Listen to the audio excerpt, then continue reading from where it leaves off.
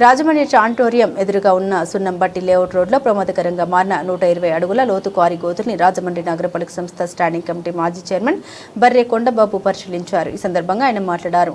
ఈ మార్గంలో అధిక లోడుతో లారీలు, ఇతర భారీ వాహనాలు వెళ్లడం వల్ల రోడ్లు మరింత కోసుకుపోయి ఆ వాహనాలు క్వారీ గోతుల్లోకి దిగిపోయే ప్రమాదం ఏర్పడిందని ఆయన ఆందోళన వ్యక్తం చేశారు.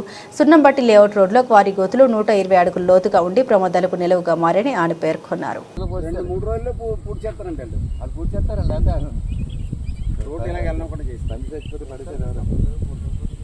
పొడిచన్నా పొడిచాలా లేదంటే కింద నుంచి అన్నా కరెక్ట్ వర్షాకాలం పొడేస్తాను అక్కడికి ఇక అక్కడ దాకా ఆగేద్దండి.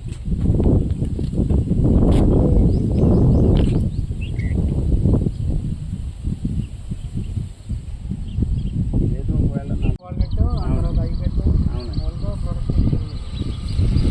మమ్మల్ని